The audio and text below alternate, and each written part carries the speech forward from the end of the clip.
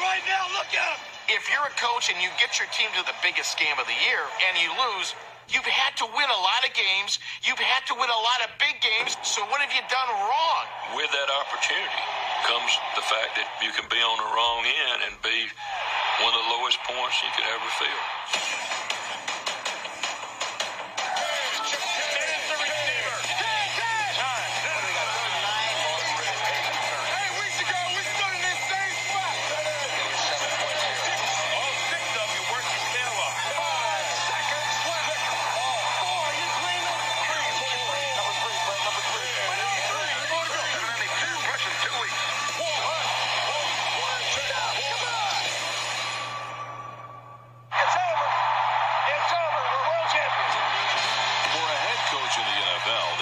No greater feather in the cap, no better resume builder than winning a championship.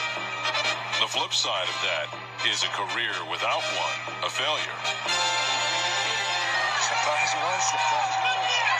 You got to be good, and you got to be fortunate enough to, have somebody miss a field goal. Got the distance.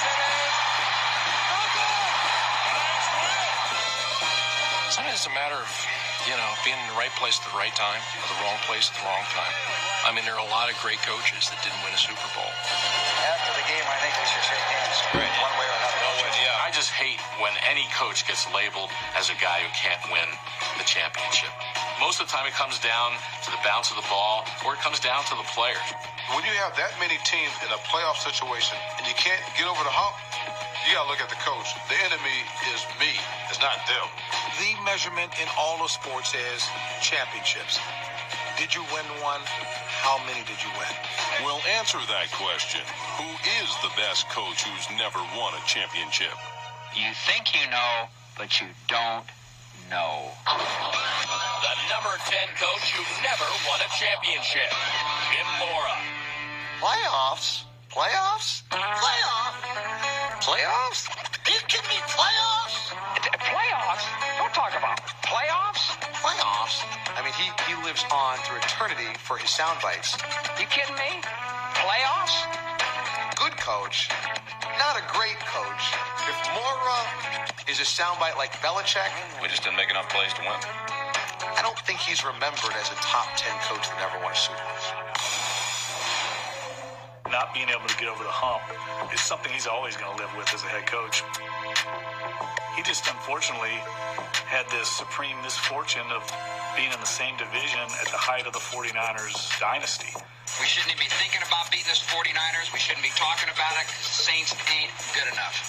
They won 12 games in New Orleans twice and didn't win the division. The one year they went 10-6 and didn't make the playoffs. You kidding me? Playoffs? Mora may be famous for his playoffs rant, but he is infamous in New Orleans for his failure to actually win in the playoffs. His Saints went 0-4 in the postseason, but in 11 years, he won more than 54% of his games in a town that had never seen a winning season. What Jim Mora did in New Orleans was change a culture and an atmosphere and an environment. He brought legitimacy to the franchise, which it never had for decades. I'm very proud of what this team's accomplished. Great defenses in New Orleans that he never gets enough credit for. 4 linebackers go to the Pro Bowl. When they blitzed and they came after us, we had no success against them. I mean, I played against them in a playoff game in Philadelphia. We beat them, but that's only because they called the dogs off. For whatever reason, they stopped in the second half. I don't know what Jim Mora was thinking about that day. We couldn't do diddly-poo offensively. We couldn't make a first down. We couldn't run the ball. We didn't try to run the ball. We couldn't complete a pass. We sucked. Our number 10 coach was faced with a similar situation when he took over the moribund Colts. In his second year, he piloted the greatest turnaround in league history, but his postseason difficulties continued. The Colts went 0-2 in the playoffs, running Mora's career playoff record to 0-6. He leaves, Tony Dungy comes, and they have an extended period of excellence. And I think Jim Mora deserves a lot of the credit for helping get things pointed in the right direction. That's inexcusable. Inexcusable.